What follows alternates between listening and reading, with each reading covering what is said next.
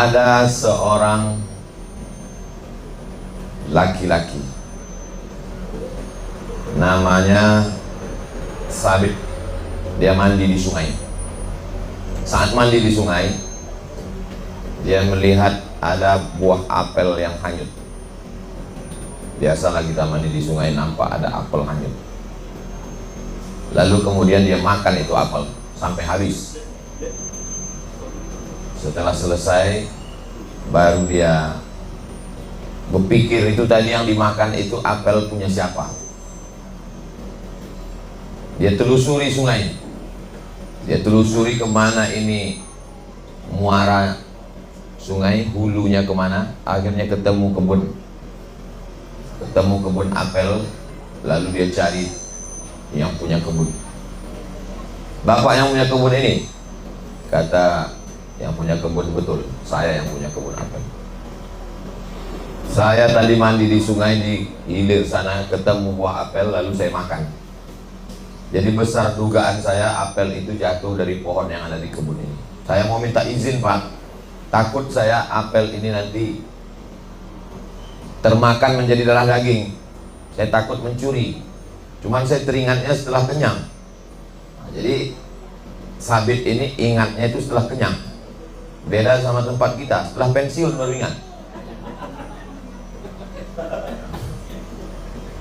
Kata yang punya kebun, tidak bisa semudah itu minta izin makan apel saya. Kamu tidak akan saya izinkan sebelum memenuhi syarat. Apapun syaratnya saya terima. Daripada saya mencari Bapak nanti di akhirat minta izin di padang mahsyar, lebih baik saya minta izin di dunia. Gak apa-apa susah di dunia, karena di akhirat itu hisapnya mencari orang lama. Saya kalau salah sama Bapak Ibu mencarinya di akhirat. Bayangkan berkumpul sejak zaman Nabi Adam sampai Adam Smith. Susah nyari orang di akhirat. Lebih baiklah saya minta maaf di dunia. Kata Sabit, saya minta maaf, Pak. Harus ada syarat. Syaratnya apa? Kamu mesti ke rumah saya. Terus nanti sampai di rumah Bapak, kamu mesti menikahi anak saya. Wah, ini enak sekali nih. Sudah makan apel gratis, dapat anak lagi. Ini adalah kisah yang sangat dirindu-rindukan jombloan. Baiklah.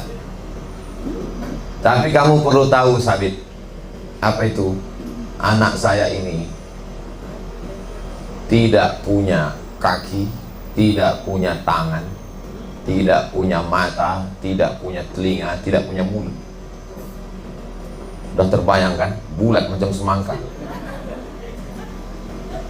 Dan kamu mesti menikahi anak saya ini, baru saya maafkan. Kalau kamu tidak nikah, tak mau kamu menerima anak saya ini, sampai mati, sampai di akhirat kamu akan bertemu saya di padang mahsyar nanti. Lama Sabit berpikir, mau dinikahi, gimana ceritanya, mau tidak dinikahi di akhirat. Tapi karena Sabit ini sangat takut kepada Allah, baiklah saya nikahi. Jadi zaman dulu itu, laki-laki perempuan itu sebelum nikah dia tidak ketemu. Zaman sekarang tak usahlah kita ceritakan. Jadi zaman dulu itu tidak ketemu. Seorang bapak bisa menikahkan anaknya dengan perempuan. Aku nikahkan engkau dengan anakku dengan mahar sebentuk cincin emas tunai sah. Itu nikahnya sah. Anaknya tanpa melihat calon suami. Lalu kemudian, aku nikahkan engkau Sabit dengan anakku dengan mahar sebentuk cincin emas tunai sah. Selesai menikah. Selesai acara akad nikah, malamnya Sabit masuk ke dalam rumah. Habis itu dia masuk ke dalam kamar. Dia lihat istrinya itu. Ternyata dia bukalah cadar penutup wajah istrinya.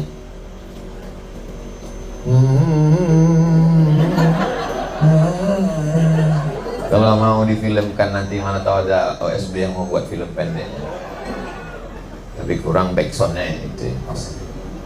Kaget sekali Sabit, ternyata istrinya itu punya tangan, punya kaki, punya mata, punya telinga, dan cantik sekali. Kalau ini nanti mau difilmkan, sulit mencari artis Indonesia yang bisa seperti itu. Paksa kita cari dari Turki atau dari Mesir, Maroko. Lalu Sabit terkejut. Akhirnya dia tanya, kata bapak kamu, kamu tidak punya tangan, tidak punya kaki, tidak punya mata, tidak punya telinga, tapi kamu, apa kamu anak bapak yang punya kebun kurma yang, iya saya anaknya. Akhirnya dia tanya, Pak, bapak kan bilang anak bapak tidak punya kaki, tidak punya tangan, tidak punya mata, tidak punya telinga, tidak punya mulut. Tapi anak bapak, dia takut juga, takut salah. 2 kali salah, udah makan apel salah. Ini menikahi anak orang salah lagi, masa salah terus hidup? Kata si bapak, saya bilang anak saya itu tidak punya kaki karena memang kakinya tidak pernah melangkah ke tempat maksiat. Saya bilang anak saya itu tidak punya tangan karena memang tangannya tidak pernah buat dosa. Saya bilang dia tidak pernah punya mulut karena memang mulutnya tidak pernah dipakai untuk membicarakan aib orang lain buat dosa. Saya bilang dia tidak punya telinga karena telinganya tidak pernah dipakai untuk mendengarkan kata-kata maksiat. Saya katakan dia tidak punya mata karena memang dia tidak pernah melihat perbuatan yang tidak diridhoi Allah. Maka inilah dia anak saya. Saya nikahkan ke kamu Sabit karena belum ada orang di zaman ini yang mau makan buah tiba-tiba minta maaf. Memang sudah lama saya mau mencari menantu dan kamulah orangnya Sabit. Akhirnya menikahlah Sabit. Sa-nya pakai huruf sa, Sabit. Sabit artinya orang yang kokoh.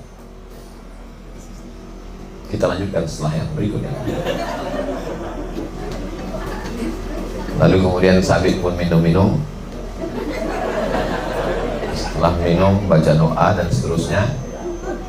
Akhirnya lahirlah seorang anak laki-laki, buah pernikahan dari Sabit yang takut makan apel dengan istrinya yang tak punya mata, tak punya telinga, tak punya kaki, tak punya mulut karena tak pernah buat dosa, dengan mertua yang tak memikirkan menantunya ini apa dan siapa, yang penting jujur, takut makan buah apel minta maaf. Pernikahan Sabit dengan anak yang solihah, dengan mertua yang soleh, lahirlah seorang anak laki-laki. Anak laki-laki itu diberi nama Nu'man. Nama ayahnya Sabit, itulah dia Nu'man bin Sabit. Meninggal tahun 150 Hijrah. Nu'man bin Sabit, nama kerennya Imam Hanafi. Imam mazhab yang pertama. Yang pertama Imam Hanafi, yang nomor 2 Imam Maliki, nomor ketiga Imam Syafi'i, nomor keempat Imam Hambali. Imam Hanafi nama aslinya Nu'man bin Sabit. Jadi kita kalau kenalan sama orang, kita mesti sebut nama asli dan nama keren.